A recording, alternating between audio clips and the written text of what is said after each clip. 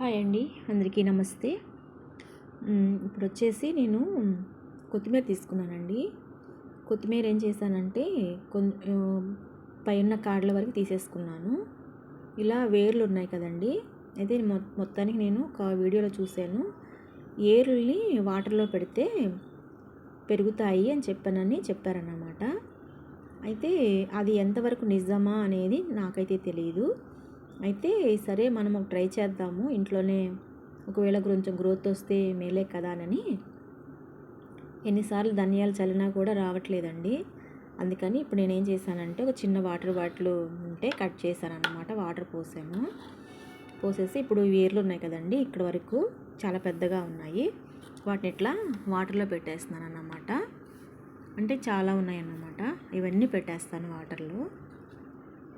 పెట్టేస్తే అవి వాటర్లోనే గ్రోత్ వస్తాయి అనేది నిజమా, లేకపోతే ఇవి నీళ్ళలో ఉండి పాడైపోతాయా అనేది నాకైతే తెలియదు. పెడుతున్నాను, ట్రై చేద్దాం. ట్రై చేయడం తప్పులేదు కదా. ప్రయత్నం చేయకుండా ఫెయిల్ అవటం కంటే ప్రయత్నం చేసి అది ఓటమా విజయం అనేది తెలుసుకోవటం మేలు కదండి. సో కాబట్టి నేనైతే రెండో మార్గాన్ని ఎంచుకుంటాను.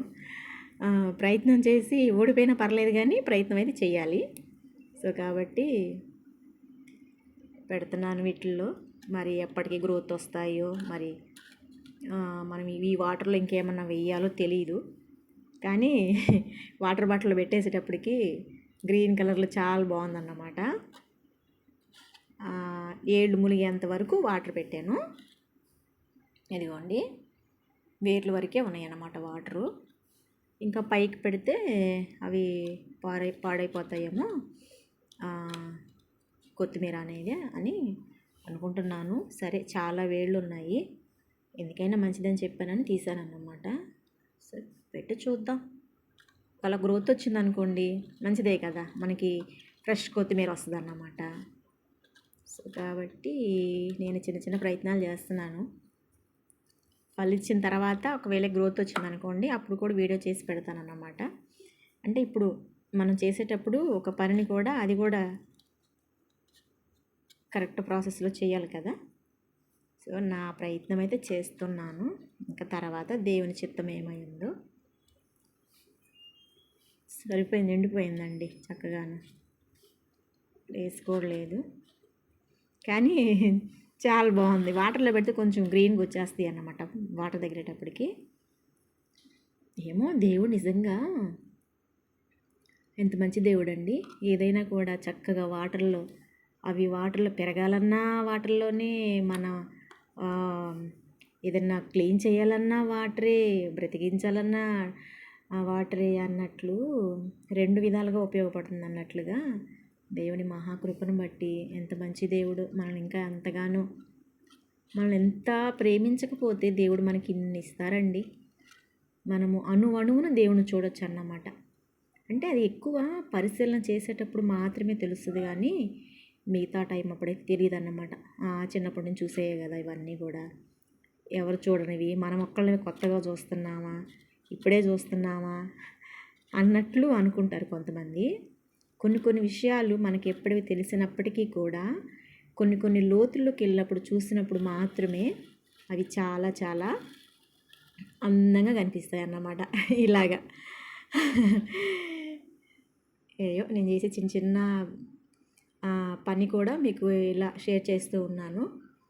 ఒకవేళ గ్రోత్ వచ్చిందనుకోండి ఇంకా ఈ పై కళ్ళు వచ్చేస్తాయి అన్నమాట. చూద్దాం, వీటిని ఒక పక్కన పెట్టేస్తాను. మరి వాటర్ మార్చాలో లేదో నాకైతే తెలియదు. ఒకవేళ మీకు ఏమైనా తెలిస్తే వీటి గురించి, ఇలా వాటర్లో పెంపకం గురించి మీకు ఎవరికైనా తెలిస్తే కొంచెం కామెంట్లో పెట్టండి. నేను దాన్ని చూసి నేను అలా ప్రిపేర్ అవుతానన్నమాట.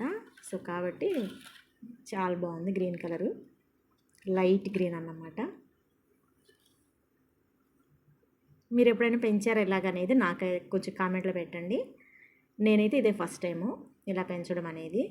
చూద్దాం, చాలా చాలా ప్రయత్నాలు చేస్తున్నాను. కానీ నిజంగా ప్రకృతిలో మనం చేసే ప్రతి పని కూడా చాలా ఆనందాన్ని ఇస్తాయండి. వీటి నుంచి ఇప్పుడు ఈ మొక్కలు పెరిగి బాగా గ్రోత్ వచ్చిద్ది అనేది తర్వాత సంగతి అయితే, అసలు వీటిని పెంచాలి ఇలాగ వాటర్లో అనేది నాకు వచ్చిన థాట్‌కి నాకు చాలా చాలా హ్యాపీగా ఉంది. ఇట్లా ఇది ఈ వాటర్లో పెట్టి ఇవన్నీ లైన్‌లో పెట్టేటప్పుడు భలే వస్తాయేమో అన్న ఆ కాళ్ళొచ్చిన ఆ హ్యాపీనెస్ అనేది ఆహ్, మన మైండ్ ఫ్రెష్‌గా ఉంచుద్దన్నమాట. ఎలాంటి ఆలోచనలున్నా కూడా లేకుండా చక్కగా మనకి దేవుడిచ్చిన నేచర్‌లో ఒక మంచి సుగుణం అన్నమాట ఇది.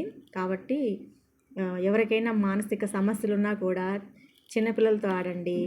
చిన్న చిన్న కుక్క పిల్లలతో ఆడండి. మేక పిల్లలతో ఆడండి. ఆవు దూడలతో ఆడండి. మంచి చెట్లలో కొద్దిసేపు పూల చెట్లలో కూర్చోండి. వాటి మధ్య సంచరించండి. అప్పుడు చాలా రిలీఫ్‌గా ఉంటదన్నమాట. ఎక్కువగా మరి చిన్న చిన్న పిల్లలు ఒక 3 మంత్స్, 2 మంత్స్ బేబీస్ ఉంటారు కదా! వాళ్ళతో గడిపితే చాలా చాలా హ్యాపీగా ఉంటదన్నమాట. అసలు వాళ్ళ ఫేస్ చూడంగానే మనకి ఎక్కడ లేని రిలీఫ్ వచ్చేస్తది. సో, కాబట్టి దేవుడు మనకిచ్చాడన్నమాట వాటన్నిటిని. కాబట్టి వాటన్నిటిని మనము ఆస్వాదించాలి. ఓకే అండి. అందరికీ బాయ్. Thank you.